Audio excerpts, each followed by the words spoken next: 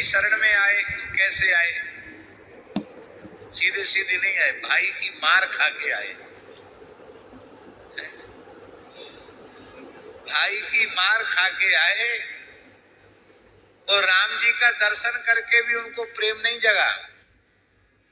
वो पठवा बाली होए मन मैला, बाली नहीं भेजा है इनको। हनुमान जी से कहा तुम बात तो करना पर हमारी तरफ मुंह करके करना, जिससे हम यहीं से देखते रहें। तुम्हारी मुख की आकृति यदि कुछ थोड़ी भी गड़बड़ दिखाई पड़ी तो भागो तुरंत तजो यह सैला, भाग जाऊंगा यहाँ। खैर हनुमान जी लिए दो जन पीठ चढ़ाई। हनुमान जी राम लक्ष्मण को लेके आए और पावक साखी देई कर जोरी प्रीति दृढ़ाए। ये अग्नि स्थापन करके उसमें आहुति देना और फिर अग्नि की प्रदक्षिणा करना, इस नाटक की क्या जरूरत पड़ गई थी?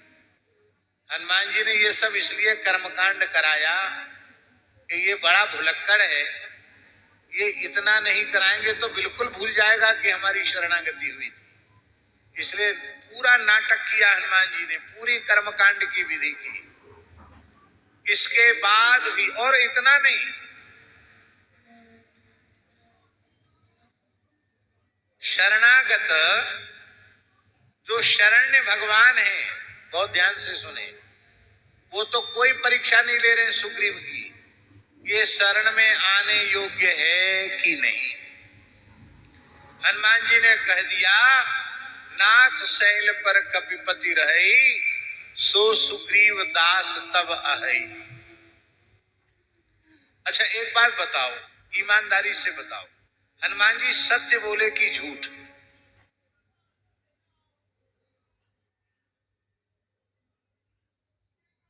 नाथ शैल पर कपिपति रही। कपिपति कौन है? सुग्रीव है कि बाली? कौन है? उस समय वानरराज सुग्रीव तो नहीं है, वानरराज तो बाली है। तो श्री हनुमान जी को कहना चाहिए था नाथ शैल पर कपि इक रहे, सो सुग्रीव दास तब आई। इतना कह देते तो कोई चौपाई तो बिगड़ती नहीं, अर्थ भी बढ़िया लग जाता। पर कपिपति कहा, इसका तात्पर्य है हनुमान जी ये कहना चाहते हैं कि अब तक तो बेचारा मारा मारा डोल रहा है, जान बचाता हुआ घूम रहा है, पर हे रघुपति जब आपकी कृपा करुणा की दृष्टि पड़ जाएगी तो कपि केवल कपि नहीं रहेगा, वो कपिपति हो जाएगा। आप उसको कपिपति बना दीजिए, उसको किष्किंधा नरेश बना दीजिए, मानो ये संकेत कर रहे हैं हनुमान। बोले सो सुग्रीव दास तब आहई। वो सुग्रीव आपका दास है। दास के लक्षण है, कौन सा लक्षण घटित हो रहा सुग्रीव जी में? दास को स्वामी के प्रति संदेह नहीं होना चाहिए, स्वामी के प्रति संदेह है। पर हनुमान जी झूठ नहीं बोल रहे, हनुमान जी सिद्धांत का प्रवचन कर रहे हैं, क्योंकि श्री रघुनाथ जी जीव मात्र के नित्य स्वामी हैं और जीव मात्र श्री रघुनाथ जी का नित्य दास है। तो आप परब्रह्म हैं और सुग्रीव जीव है, तो जीव होने के नाते वह आपका नित्य दास है और आप नित्य स्वामी हैं। और इतने सब होने के बाद, शरणागति होने के बाद भी सुग्रीव ने कहा महाराज हम विश्वास नहीं करते हैं, जबकि शरणागति महाविश्वास पूर्विका होनी चाहिए। पर वो कहता हम विश्वास नहीं करते हैं कि आप सुग्रीव बाली का वध करके मुझे वानर राज बना सकते हैं।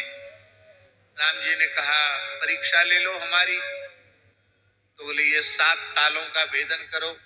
राम जी ने कहा ये परीक्षा भी पूर्ण कर दी। दुंदुभी राक्षस का शरीर है, उसको बाली ने उठाकर फेंका था, आप फेंकिए। तो राम जी ने पादांगुष्ठेन चिक्षेप संपूर्णम दशयोजनम। अपने बाएं पैर की अंगूठी से 120 किलोमीटर दूर फेंक दिया राम जी ने उसके शरीर। बोले महाराज उस समय गीला था, अब तो हड्डियों का पंजर हो गया, अब वजन ही कहाँ रह गया। भगवान ने कहा चलो ठीक है, कोई बात नहीं है। और जब पिटाई पड़ी तब तो उसने और बात कहा कि महाराज जब आपको पिटवाना ही था हमको बाली से, तो आपको हमें आश्वासन नहीं देना चाहिए था। हमको भेज भी दिया, वो तो हमारी जान पता नहीं कैसे बच गई।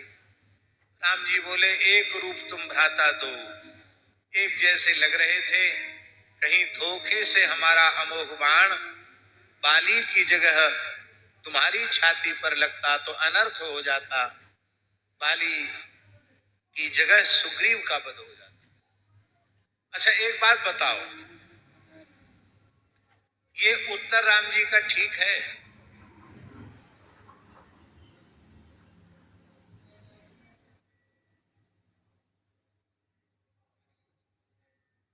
सुग्रीव एक बानर है, 10-20 अपने मित्रों के साथ रह रहा है, कंदरा में रह रहा है, और स्वर्णमयी किष्किंधा नगरी का राजा बाली है। स्वर्णाभूषणों से जटित उसका शरीर है। देवराज इंद्र के द्वारा दी हुई रत्नमयी स्वर्णमयी माला उसके वक्षस्थल पर शोभायमान है, उसके मस्तक पर मुकुट है। वो स्पष्ट दिखाई पड़ रहा है कि ये बानर राज बाली है और ये सुग्रीव है। कोई नेताजी बैठे हो तो बुरा नहीं मानना।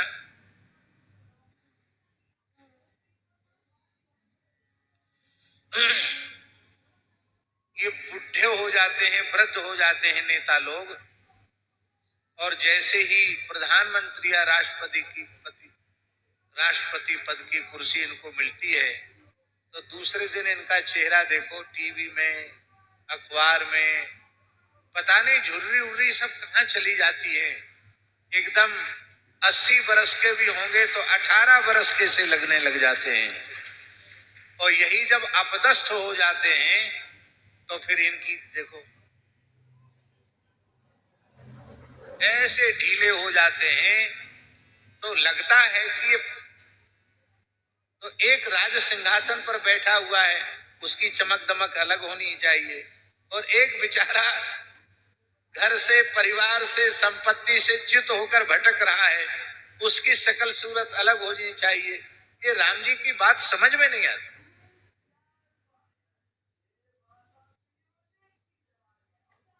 फिर भगवान श्री राम सहज सर्वज्ञ हैं, अनंत अनंत जीवों के अनंत अनंत संचित क्रियमाण प्रारब्ध रूप कर्मों को एक कालावच्छेदेन भगवान श्री राम जानते हैं, क्योंकि वे सर्वगत सर्वरूप सर्वमय हैं, उनसे कुछ भी छिपा हुआ नहीं।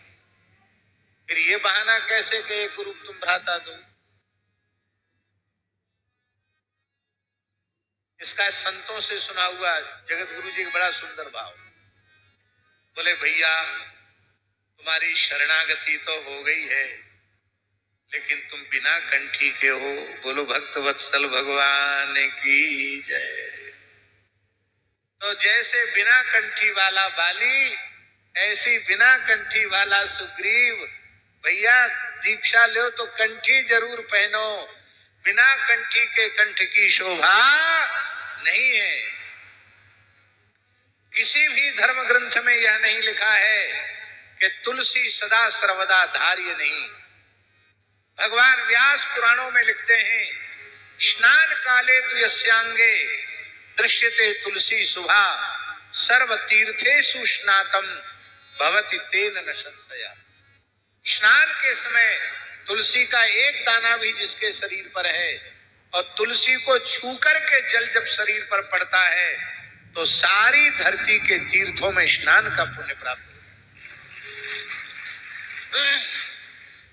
इसलिए जो लोग ये तर्क देते हैं कि स्नान के समय तुलसी का पानी पैर में आ जाएगा तो पाप लग जाएगा, वो शास्त्रीय मान्यता नहीं। शास्त्र सदा सर्वदा तुलसी धारण का विधान कर रहा है। यज्ञोपवीतवद्धार्या कंठे तुलसी मालिका क्षणार्धम तद्विहीनोपि विष्णुद्रोही भवेन्नरः। जैसे ब्राह्मण को, द्विजाति को प्रतिज्ञा पूर्वक यज्ञोपवीत धारण करना चाहिए, ऐसे ही वैष्णव मात्र को प्रतिज्ञा पूर्वक कंठी धारण करनी चाहिए। तुलसी धारण, कंठी का अर्थ चाहे हीरा धारण करो और चाहे कंठी धारण करो, तुलसी धारण करने से प्रयोजन है। तुलसी धारण करना चाहिए। आधे क्षण के लिए भी तुलसी से रिक्त कंठ हो जाए तो भगवत द्रोही के तुल्य हो जाता है।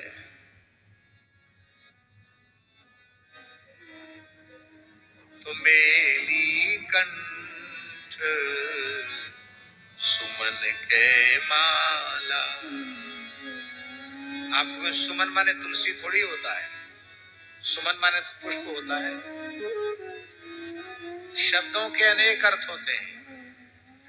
संस्कृत का एक कोश है, शब्दकोश, उस कोश का नाम है हलायुध कोश। पढ़ा होगा आपने, यत्र तत्र इति हलायुध कोशा। तो हलायुध कोश में लिखा है सुमनस तुलसी माला, तुलसी माला एवं सुमनः।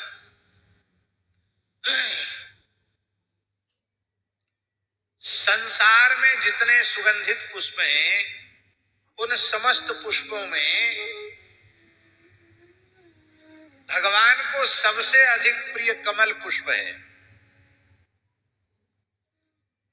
और वो कमल पुष्प इतना प्रिय है महाराज जी स्मृतियों के अनुसार कि 15 दिन तक बासी नहीं होता कमल। 15 दिन तक कमल चढ़ाया जा सकता भगवान को, बासी नहीं होता 15 दिन तक।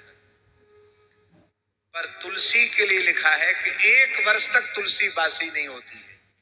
तुलसी उपलब्ध न हो तो तुलसी का चूरा चढ़ाया जा सकता है। भगवान को ध्यान से सुनो, कान खोलकर सुने। सपाद कोटि, सपाद कोटि समझते हैं कितना? 1.25 करोड़। 1.25 करोड़ नील कमल भगवान को अर्पित किए जाएं, उससे जितनी प्रसन्नता होती है उससे कई गुनी अधिक प्रसन्नता भगवान को पुष्पित तुलसी की मंजरी से युक्त जो तुलसी दल है उसको अर्पित करने से, 1.25 करोड़ कमल पुष्प अर्पित करने से अधिक प्रसन्नता भगवान को। इसलिए जितने भी सुमन हैं उन सुमनों में तुलसी सबसे श्रेष्ठ है, क्योंकि भगवान की प्रियतमा है। श्री वल्लभाचार्य जी ने युगल गीत की टीका में सुबोधनी जी में एक जगह लिखा है, दिव्य गंध तुलसी मधुमत्तई, जो लिखा है ना दिव्य गंध तुलसी। तो तुलसी में दिव्य गंध क्यों कहा? तुलसी के आगे दिव्य शब्द क्यों लगाया?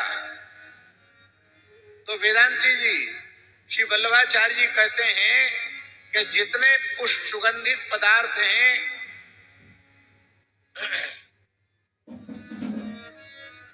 सबकी गंध केवल गंध है, सुगंध है, पर तुलसी की गंध दिव्य गंध है। क्यों है? बोले तुलसी की गंध दिव्य गंध इसलिए है, वल्लभाचार्य जी लिख रहे हैं, क्योंकि वो प्राकृत गंध नहीं है, वो श्री जी के श्री अंग की सुगंध होने से दिव्य गंध है, इसलिए भगवान को अत्यंत प्रिय है। जानकी जी के श्रीअंग में जो सुगंध आती है वो तुलसी की मंजरी से सुगंध निकलती, भगवान को बहुत प्रिय है। राधा रानी के श्रीअंग की दिव्य सुगंध वो तुलसी की सुगंध है। ये वल्लभाचार्य जी का दिव्य गंध तुलसी, इसलिए दिव्य शब्द से उसको विशेषित किया। ये माला कौन पहनाता है? भगवान पहनाते किसी को? राम जी किसी को कंठी देने आते हैं? कौन आते हैं कंठी देने? गुरु जी आते हैं। गुरुजी कौन है?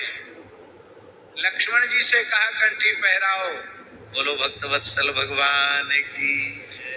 इसलिए लखनलाल जी ने तुलसी की, हरी हरी तुलसी की माला पहना दी। बोले अब भेद हो गया, ये कंठी वाला है और ये बिना कंठी वाला है। बिना कंठी वाले मारे जाएंगे और कंठी वाले तारे जाएंगे। बोलो भक्तवत्सल भगवान की। और जो राम जी ने कहा था, सुन सुग्रीव मारी हो बाली ही एक ही बाण, ब्रह्म रुद्र शरणागत गए न हो रही।